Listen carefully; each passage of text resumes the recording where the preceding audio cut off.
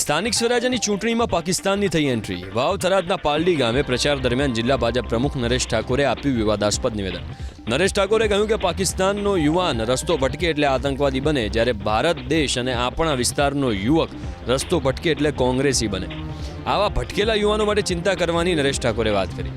નરેશ ઠાકોરે તો ત્યાં સુધી કહી દીધું કે પાણીની ટાંકી પીએમ મોદીએ બનાવી, તેમાં નળ નાખવાનું કામ ભૂપેન્દ્રભાઈ પટેલે કર્યું, પણ કોંગ્રેસીઓ આ પાઇપલાઇનમાં બૂચ ન મારી જાય તે જોવાની જવાબદારી તમારી છે।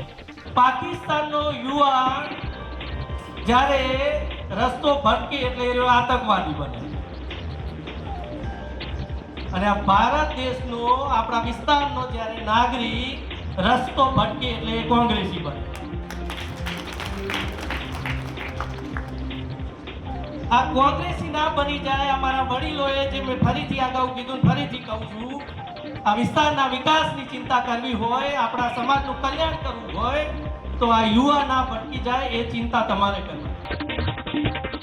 વાવ થરાદ જિલ્લા ભાજપ પ્રમુખના નિવેદનનો કોંગ્રેસ સાંસદ ગેનીબેન ઠાકોરે આપ્યો વળતો જવાબ। ધાનેરાના દાખા અને ખિમત જિલ્લા પંચાયતની બેઠક પર પ્રચાર માટે પહોંચેલા સાંસદ ગેનીબેન ઠાકોરે જિલ્લા ભાજપ પ્રમુખ નરેશ ઠાકુરને જાહેરમાં ચર્ચા કરવાનો પડકાર ફેંકી દીધો।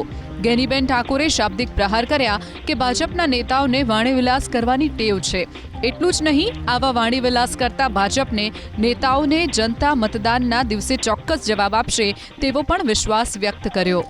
એમના નેતાને, અમારા નેતાઓને મારી સામે એમને જાહેરમાં આવવું જોઈએ કે અમે રાષ્ટ્રની હિત માટે, રાષ્ટ્રભક્તિ માટે અમારો ઉજળો ઇતિહાસ છે, તમે તમારો જે ખરડાયેલો ઇતિહાસ છે એ ઇતિહાસની પ્રેરણા એ તમારી નવી પેઢી જે નિવેદનો આપે એના ઉપરથી સાબિત થાય છે કે ભારતીય જનતા પાર્ટીની વિચારધારા એ દેશ હિત માટે કેટલી છે, રાષ્ટ્ર હિત માટે કેટલી છે, અને દેશના લોકોને કરોડો કોંગ્રેસની વિચારધારાવાળા લોકોને એ આતંકવાદી સાથે સરખાવતા હોય તો એ વ્યક્તિગત એના વિચારો છે ને એનો જવાબ એ કોંગ્રેસ કાર્યો કરતા દેશની પ્રજા આપશે।